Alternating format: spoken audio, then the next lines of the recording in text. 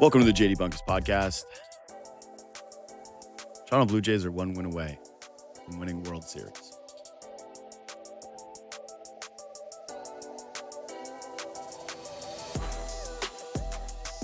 This run has been full of moments of disbelief. Certainly, even the most optimistic fans, I don't think really deep down believe like, hey, we're going to win a World Series this year. It's just, or a championship in any sport. You got to be like Golden State Warriors level good, right?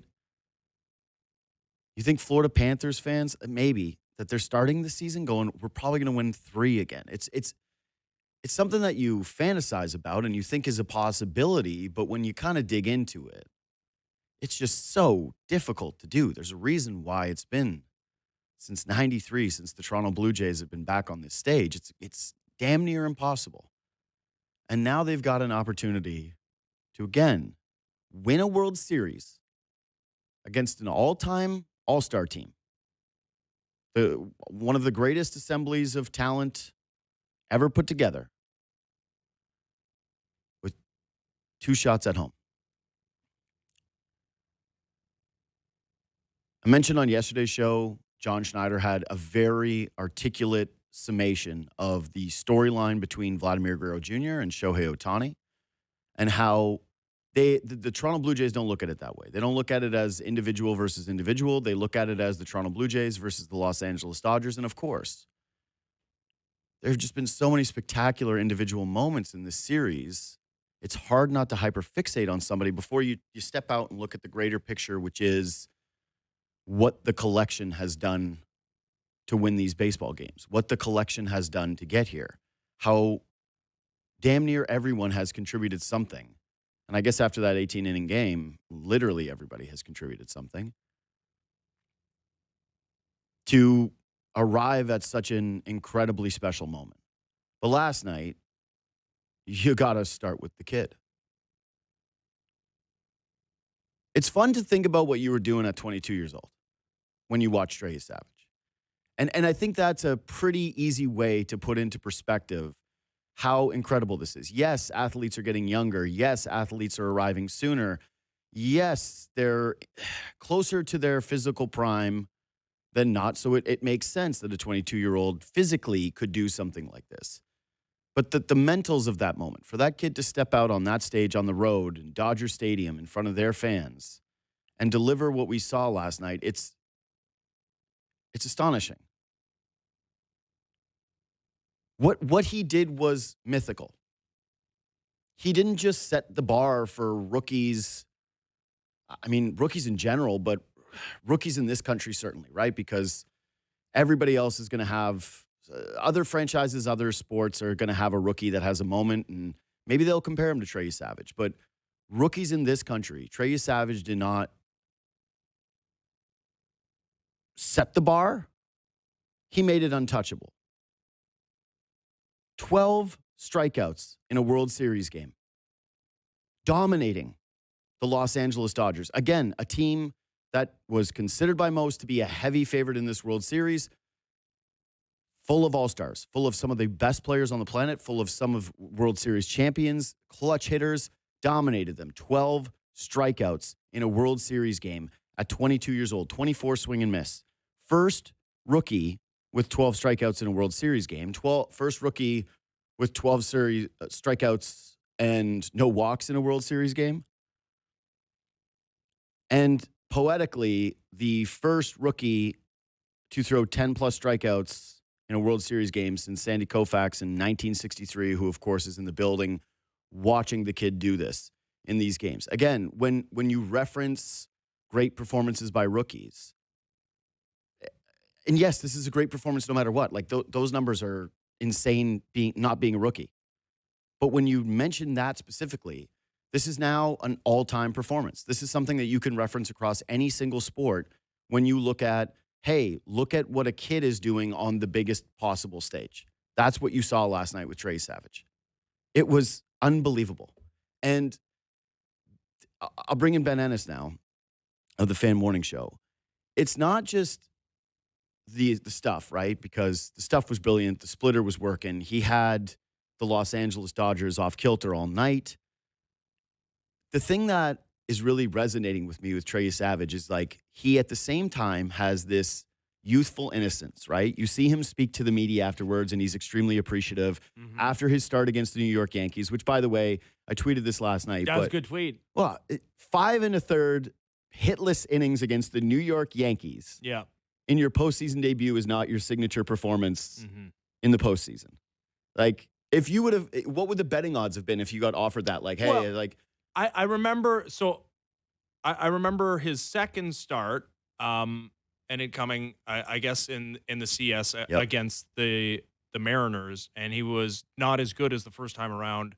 And I think Dan mentioned that on the broadcast, like, oh, not quite as sharp as the first time around. And Buck's like, yeah, he might never be that sharp again. What do we like? Actually, I remember that too. It's like he can have a great career. He could go to the Hall of Fame like that. Not as sharp as the first. He struck out 11. He didn't allow a hit. Yeah. Just one base runner against the Yankees. Yeah, no duh. Yeah. Not as sharp. No, it's and he was sharper because I know he allows the home run to Kike Hernandez, but he throws the most pitches he's thrown, gets deeper into a ball game than he's ever gotten. Yeah.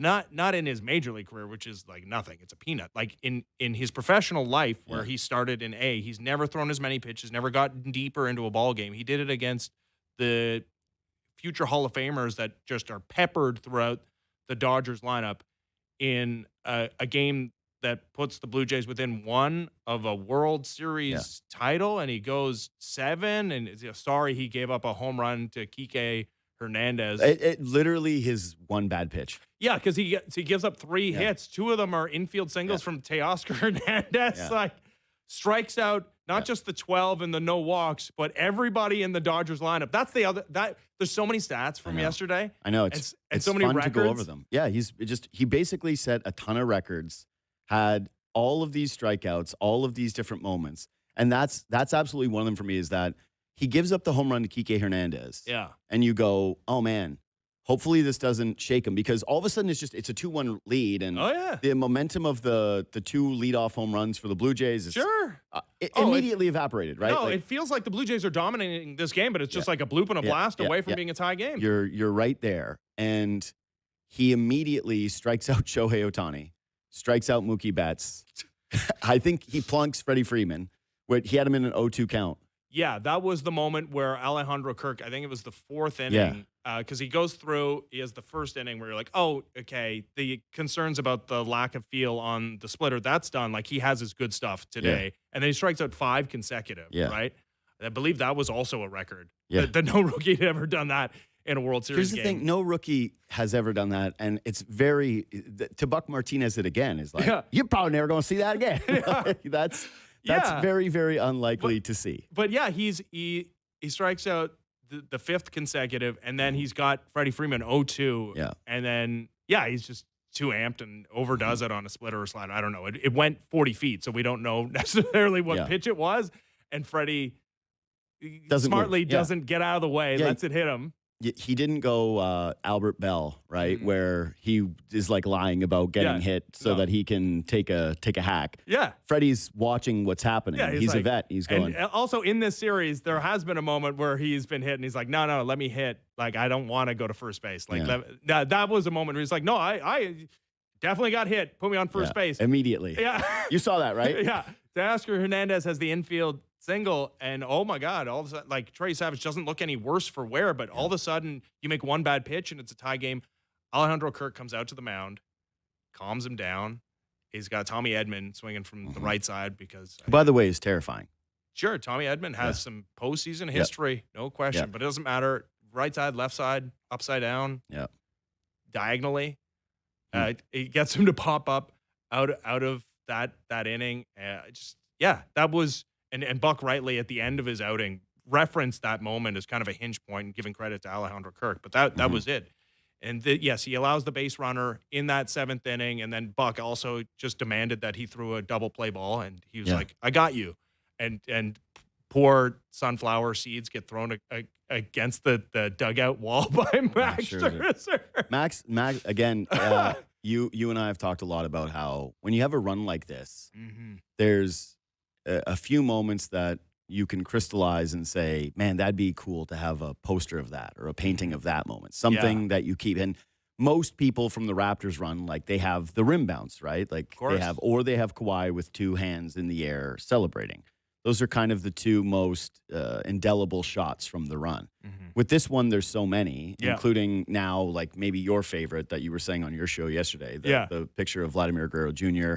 and Shohei Ohtani simultaneously looking at his home run ball. Yeah. But if you could get if we were just a little further in the future and you could have like a video poster on your wall, the Max Scherzer freaking out over the double play would be worth it. If you actually, you know how they have those photo frames where it kind of cycles through. Right. You need one of those for this Blue Jays run. Like you need to, if you're going to put something up on your wall, you need to have it be one of those photo frames that rolls through moment after moment because there's too many good ones now. I need to see a better angle on it too because there's so many cameras at these World Series. Like you know, there's a better like ISO camera. Oh no, I think that Max one's pretty damn good because you can't see the sunflower seeds. No, it's like the end of the. You just see what a psychopath he is and how invested he is in the moment.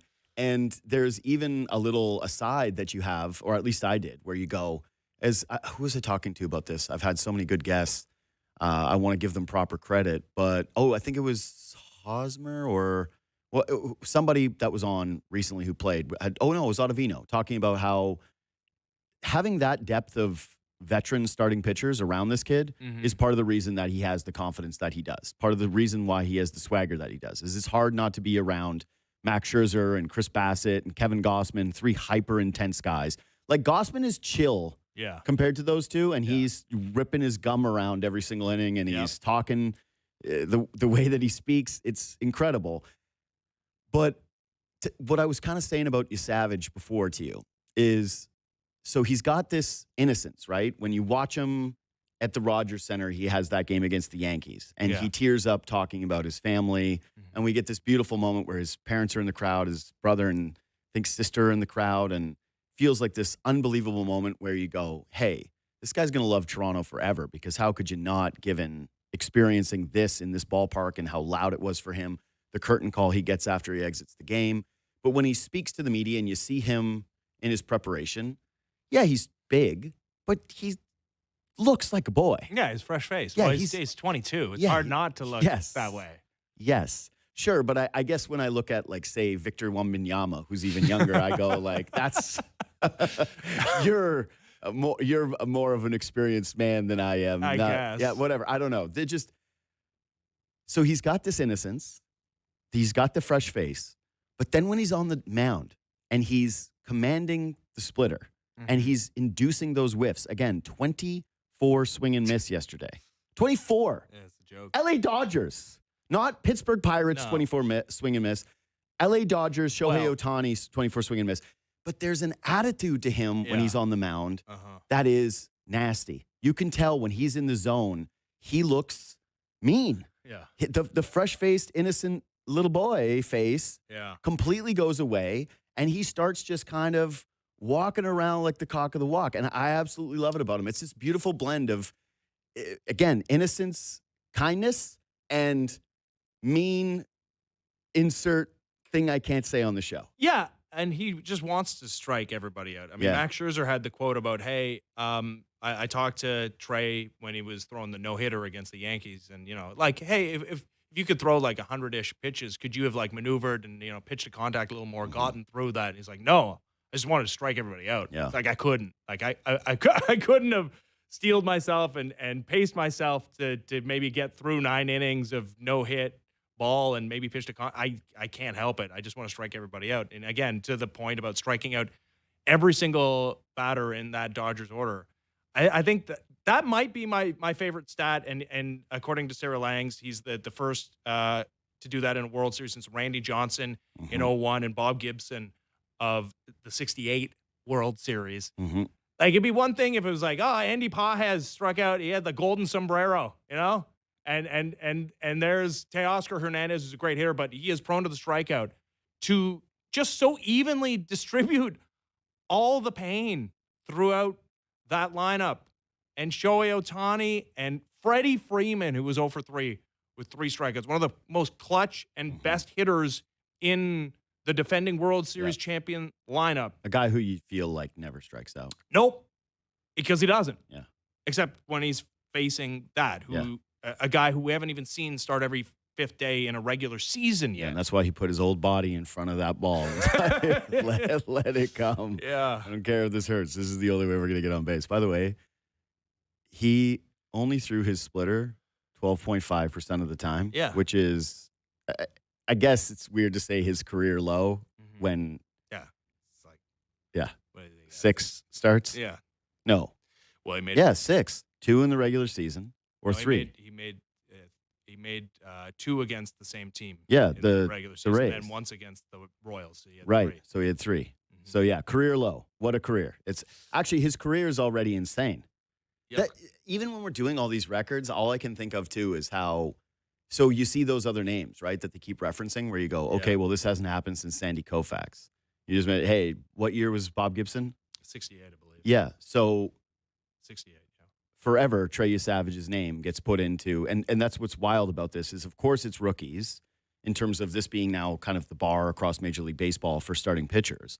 But it's just all pitchers in general when it comes to historical annotations of the game that whenever you know, 20 years from now, you're going to be watching something like this. Maybe, somewhere in that pocket of time, there will be another rookie, especially the way that leagues are going, where it's getting younger and younger and guys are getting thrown into the fire faster and faster. Players are aging out quicker in professional sports than they used to. So there will be more opportunity for things like this to happen. But you'll be sitting there on the couch watching a World Series and you'll get reminded of this moment because it's truly unforgettable because it is historical. The Red Sox have won World Series since then, but like one of the great treats of winning that 2004 World Series, of course, was coming back from 0-3 against the Yankees, and that being the only time in Major League Baseball history that that's happened. And every time, and even if it never happens again, but every time a team goes down 0-3 in a series, you get to see the graphic and you get to smile. Every time there's a rookie doing something or a strong strikeout performance, and it probably won't be as good as this. It'll be like, it's almost as good as that Trey Yesavage start in Game 5 of the 2025 World Series. Shades of Trey Yesavage. That's what you get. I actually thought about the poor rookies in this country because even in my monologue, I mentioned how like he obliterated the bar, right? Like he made it an untouchable bar. It is now something that is mythical. But every rookie in the city of Toronto and in the country, whenever they accomplish something incredible, it's going to be met with, he's no Trey Yesavage. Yeah. And there's been some great rookie performances, too. Like Alek Manoah in the first couple of years, he was a big leaguer to do what he did in those years. It's also a cautionary tale. Can I tale. say something, though? Yeah. Yeah, but he's no Trey Yesavage.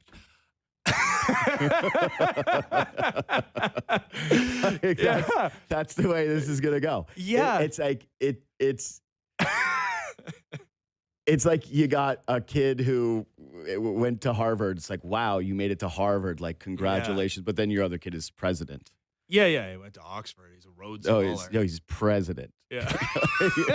Like, oh, yeah. I wrote this research paper. It's like, your brother is the president. Right. Like, oh, yeah, right. No, sorry. Untouchable bar. It is. And it's so crazy that it's happening so early in his career. And I guess we have to do the macro version of the Buck Martinez thing is like, hey, maybe it'll never be as good as this.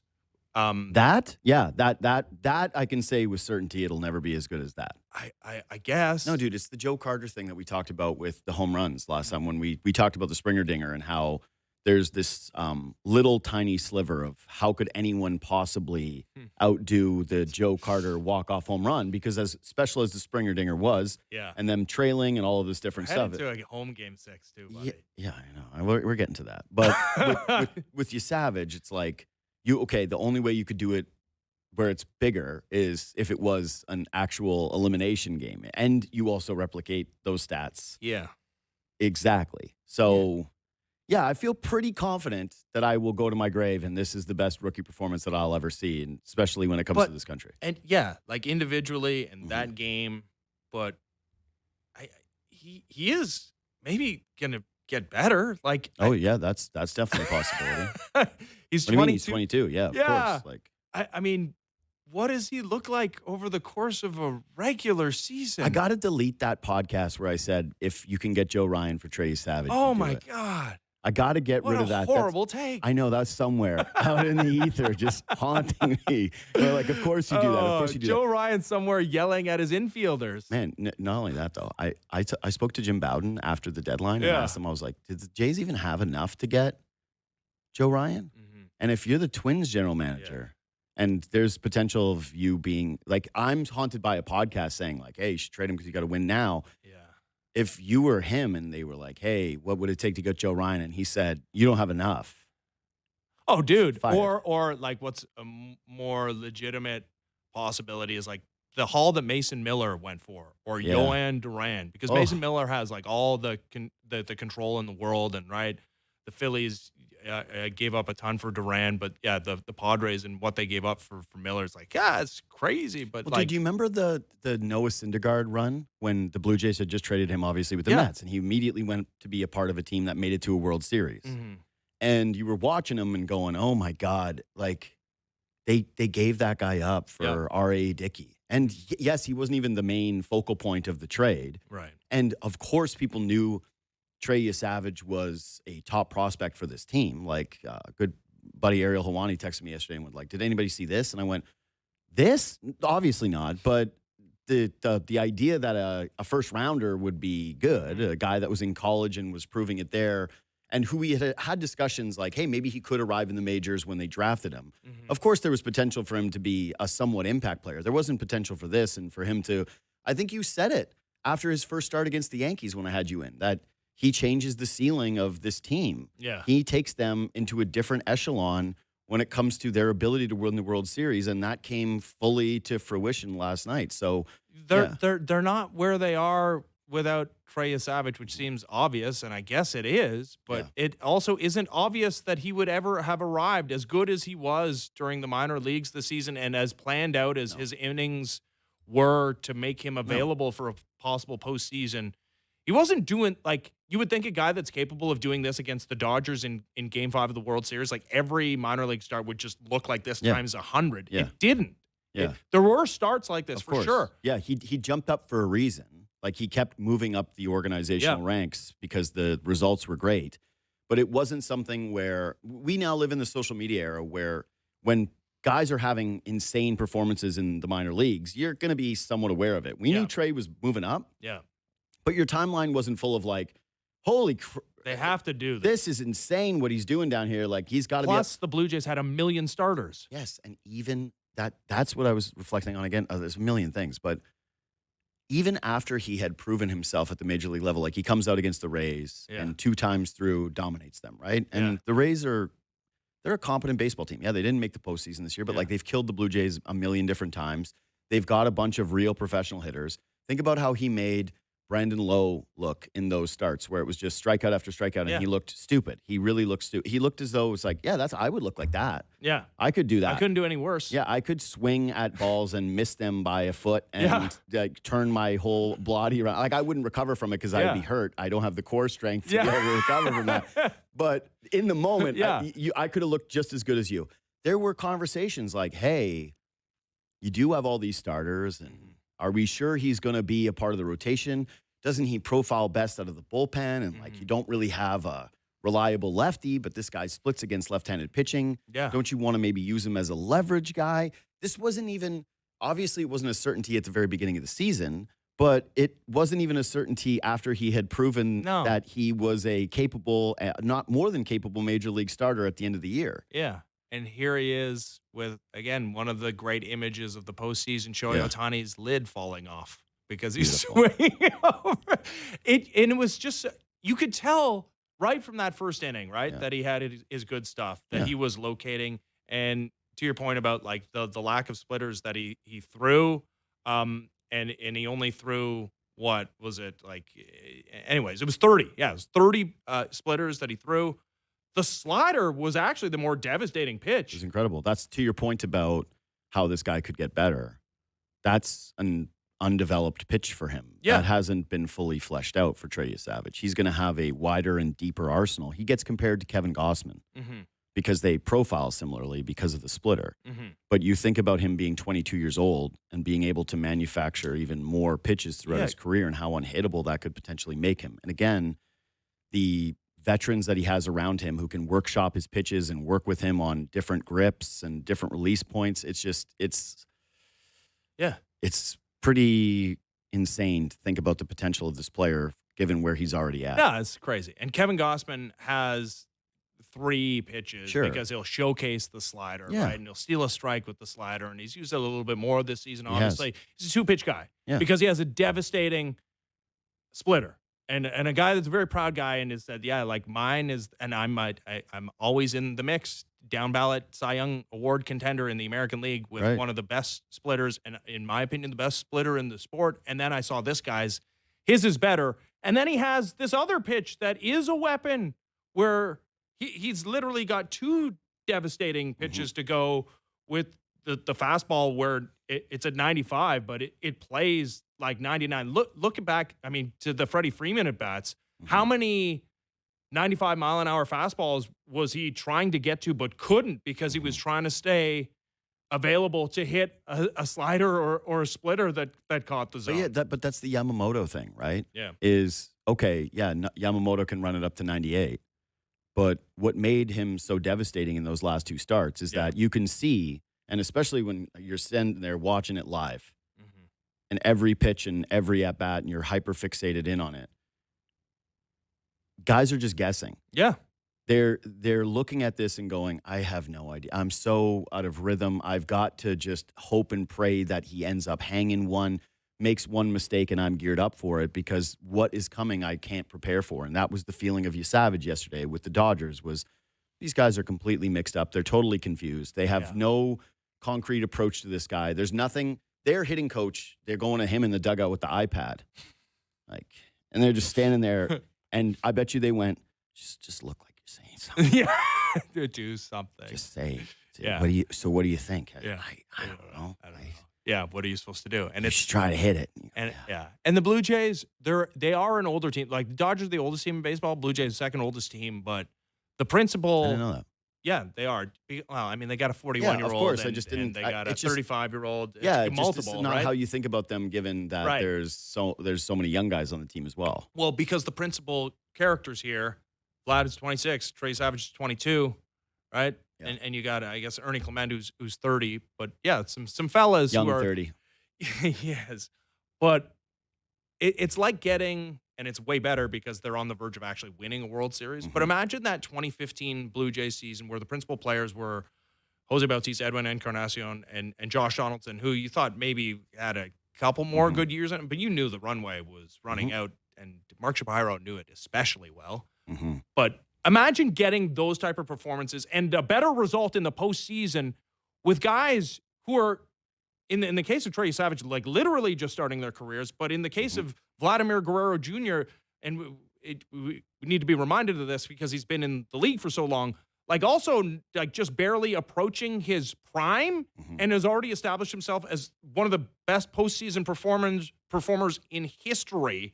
And yeah, there's guys that are aging out and guys that won't be a part of this next year, but it's just the possibilities are so limitless. You're already a top 5 payroll team in baseball. Look at the return on investment you've gotten this season with the attention and the crowds and the ratings. That's a great point. And like, it's just hard not to think about beyond this season. Yeah, listen, I'm not thinking too far beyond this season because again, they're one win away from the World Series. That should take precedence. So I'm kind of focused a little bit more on that, but it is a good point. Just this team is going to continue to spend. Yeah. Vladdy is now second all time in postseason hits in a single run. He's got the most home runs in Blue Jays franchises. Randy Arozarena season. Yeah. Randy Arozarena, the only guy. It's 2 more hits for Vladdy. That's what he needs to tie him. Yeah. 3 to pass him. You look at Bo Bichette, who says, and this is from Ken Rosenthal's latest piece. Bichette is adamant about contributing, even though he is less than 100%, even as he prepares to become a free agent for the first time. He figures that if he suffers a setback, the worst-case scenario is that he will accept a short-term deal, then rebuild his value next season at 28. But to win a World Series, he said, quote, I'll risk it all. Yeah. pretty special stuff. You look around it, of course, there are aging players, you mention it, but so many core pieces, and the principle that they're going to be one of the biggest spenders in baseball, the idea that a Bo Bichette is playing on your team after you sign Vladimir Guerrero Jr. to a $500 million contract, after years and years and years of us going, hey, we have to accept that only one of these guys will get a contract extension, moving very rapidly into, I would be surprised if Bo Bichette was not a Blue Jay as well next season, is something that's wild to think about. Anyway, it was to wrap this up, because we got to get to other stuff. I was thinking about how I remember in 2011 watching David Freese. Mm-hmm. And if you don't remember that because you're younger, congratulations. If you're a new baseball fan, subscribe to the podcast, leave 5 stars, reach out anytime. But he has the game where it's the game-tying triple, then the walk-off. Yep. And it was such a incredible individual moment. Yes, he had a great run, but World Series stage, a guy delivering something of that magnitude where you say to yourself, I'll never forget that, and I'm not a fan of the Cardinals. Oh, that's a all-time individual moment in a World Series. Yeah. Trey Yesavage just had one of those, I think, for a lot of people. No, it's not finishing the World Series or robbing the Rangers of a World Series in front of poor Nolan Ryan. Remember, he was just like standing. It's like they're 1 out away. Buddy, they were 1 strike away. Yeah, and they were 1 Nelson Cruz, maybe like going to the wall to catch, the 27th out of a clinching game of the World Series. You might want to like put yourself on the line at that moment. So I'm recognizing that as great as that was, it wasn't quite that, but it is in that mix 100%. of World Series performances that you just throw into the greatest of them that you remember in a lifetime. It's unbelievable. And it's likely, because I don't think the Dodgers are going away quietly into the good night with Yamamoto starting. Yamamoto, and they're pissed off. And and Ohtani, we think he's done having moments. Like, he's been 0 for since the 18-inning game where he reached base 9 times. He only reached base 1 time since then. That was the Bieber walk in the first inning of Game 4. I want to talk trash about the Dodgers and Shohei so bad. Like, I need them to win because I have so much. And I won't do it for curse reasons. Yeah. Because they're still very good. It's unlikely to, it's really hard to keep a team like that down for as long as the Blue Jays have this season. But the Blue Jays have, and every time in franchise history, the Blue Jays have had a chance to close out a World Series in Game 6, they've done so. And the most recent time, they did it at home in pretty dramatic fashion. Like, the possibility still exists. And it's impossible to think about somebody superseding the Joe Carter moment, but there's going to be an opportunity, maybe. I don't think this is a blowout either way in either of these games in 6 or 7. No saves so far in this series. Yeah, that's wild. That's pretty crazy. Also a record. Yeah, to get this deep into a series without a save. No save. And there's been tense moments at the end of ball games. Obviously, 18-inning affair. But that is crazy. Okay. Again, subscribe to this podcast. Leave 5 stars. If you're watching on YouTube, leave a thumbs up. You can reach out anytime on Twitter and Instagram at JD Bunkis. I always try to get through the replies. Quick break. We'll come back with Benny and talk about the most surprising things about this run and break down the rest of that game.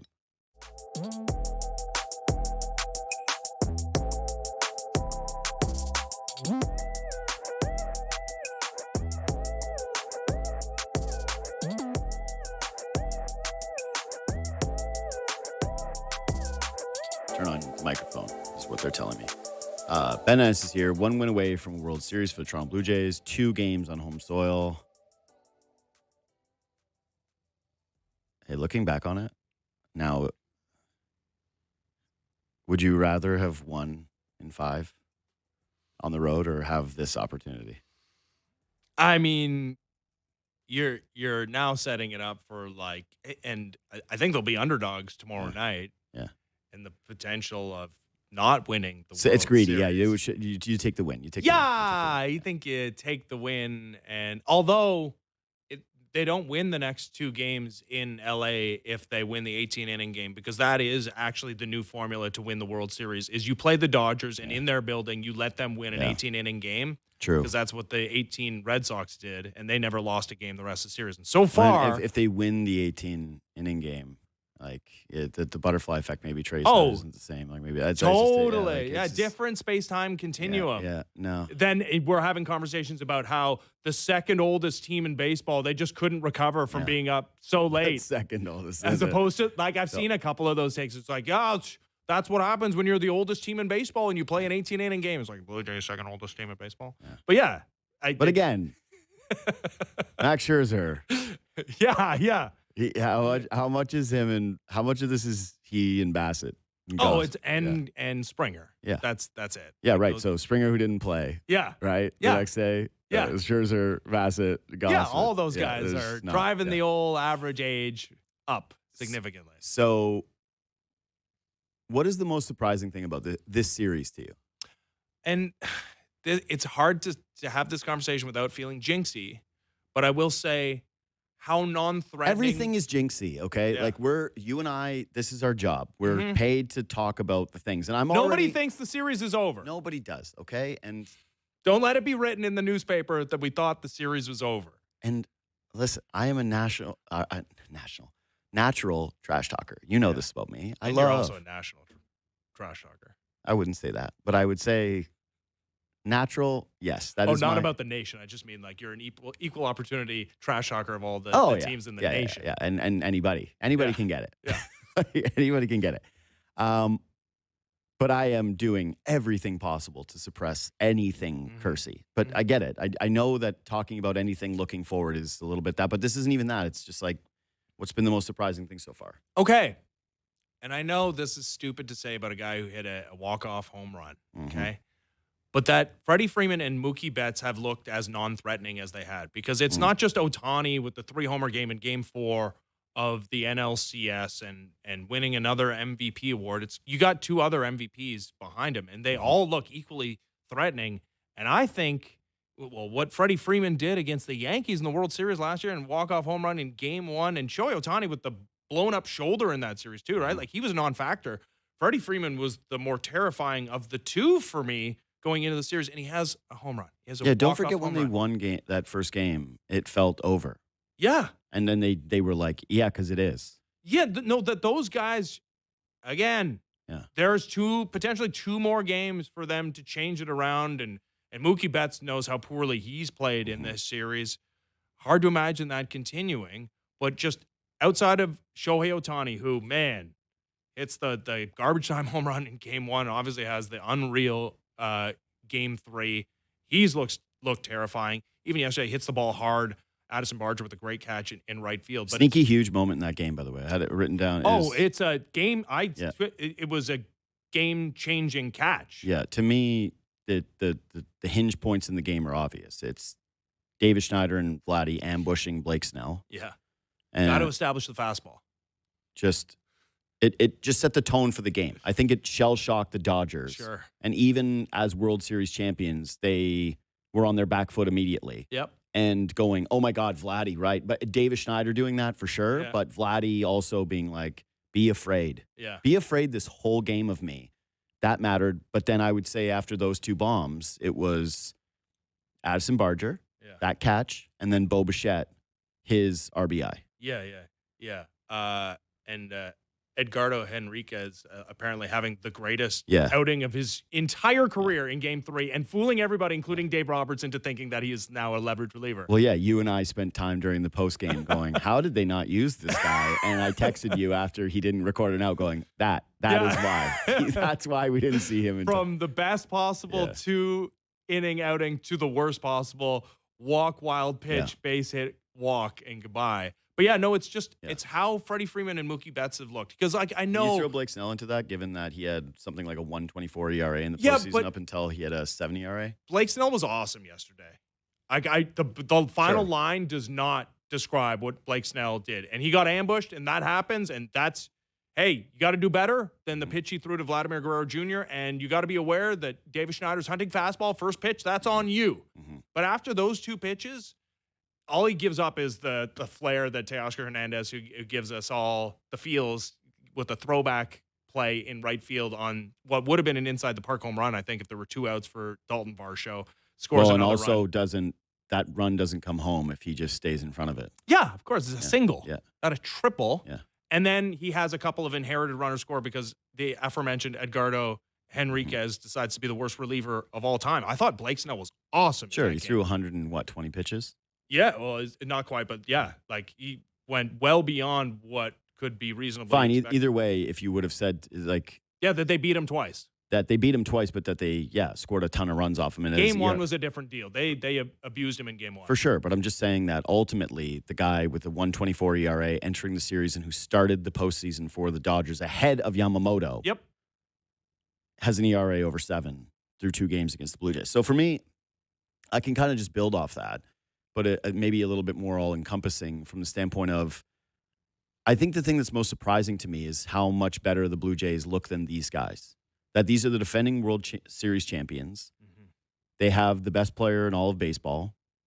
They are chock full of one of the best starting rotations to ever reach a World Series final. Yeah, we talk about the Hall of Famers in the lineup. Yeah. Blake Snell's a Hall of Famer. Yeah, Yamamoto could easily be a Hall of Famer. Yamamoto, my guess is he will walk into the Hall of Fame and that it will be, Glass now is probably not because he won't have the counting stats because he's always hurt, but at his best he's right there. He's nasty.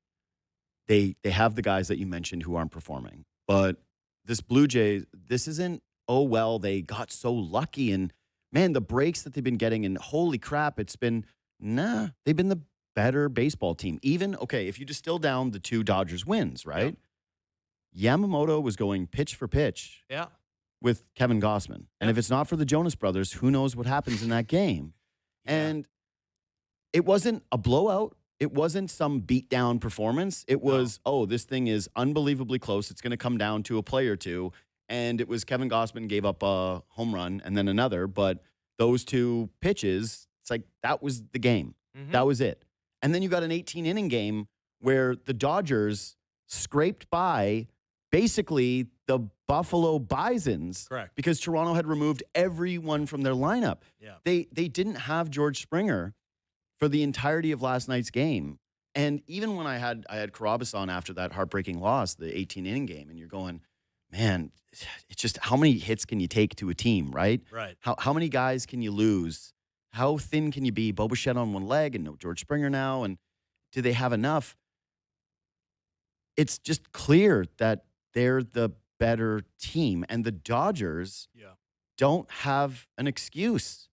I've made the comparison of Dodgers to Warriors and how this felt, the LA team facing the group that nobody thought was going to be able to get it done in the finals, that getting to the finals was their World Series. There's a Skip Bayless tweet that's going around of congrats to the Toronto Blue Jays for winning the privilege to lose to the Dodgers. Yeah.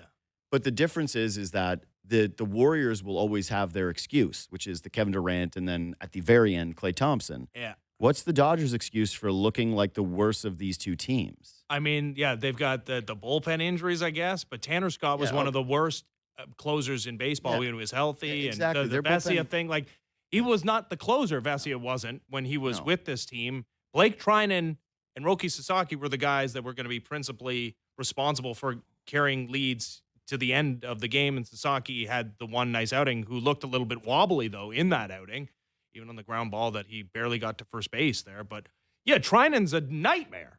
Like, that's not near. And if you're going to do that game, Blue Jays have been without Jimmy Garcia basically the whole season, and Nick Sandlin, who looked awesome the beginning of the year, and their own issues out of the bullpen. No, there's no excuses. This is the full-fledged version of the Dodgers against a Blue Jays team which is missing its best offensive player from the regular season. You know, the guy that's going to finish in the top 5 in MVP voting this season, that guy, the highest OPS outside of Aaron Judge. Guy who hit the most home runs on their team.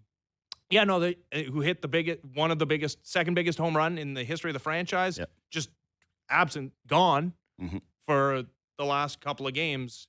And you're right. Like, if you were just, and I guess run differential would be a way to really evaluate this. They're killing them in run differential. Just look at the games, though.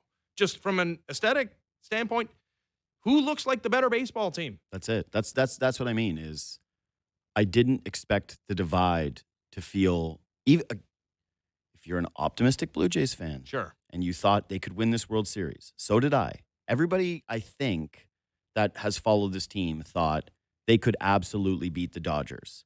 But to to have 3 wins in this fashion and to have your 2 losses be nail biters and the 18th inning one of epic proportions where you can play the what-if game through a billion different scenarios that would have given them a victory, it's insane. Yeah, it's crazy. No, they needed to get one out from Clayton Kershaw with the bases loaded. In which he threw 3 straight balls that ended up as fouled off pitches right. or an out from and they needed a pinch running of Addison Barger because of reasons for Miles Straw, who is obviously not capable offensively in this postseason, and an Addison Barger who was awesome on the base pass yesterday too. Like another element that we haven't talked about, but like, yeah, there's wild pitches and there's advancing, and then there's like the short wild pitches where you just have to be reading the play correctly and getting the proper jump, and he was awesome. That was the guy they pinch ran for. By the way, I saw, I like this guy a lot, is Brendan Kuhn. I was asking, like, what's the sprint speed difference between Miles Straw and between Addison Barger? And he put out a tweet that said, I think this could be slightly wrong, but it's pretty close, that Miles Straw is in the 93rd percentile of fastest runners in baseball, whereas Addison Barger is in the 54th percentile of base runners, which makes it look like a more defensible decision in the moment for that 18-inning game.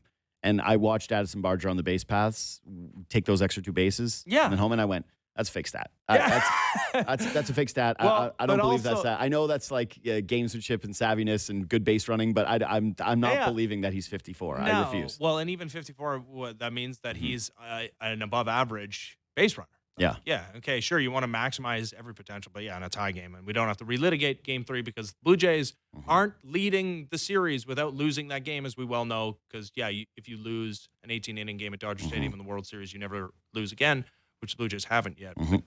Yeah, the Blue Jays just look like a better team, playing better defense, and Mookie Betts has had by and large, has looked way better than I ever thought he would defensively. Shortstop had the play that he didn't turn 2 on somehow on a Bo Bichette ground ball. Because he almost throws it away, having all the time in the world. He's had an error in this series as well.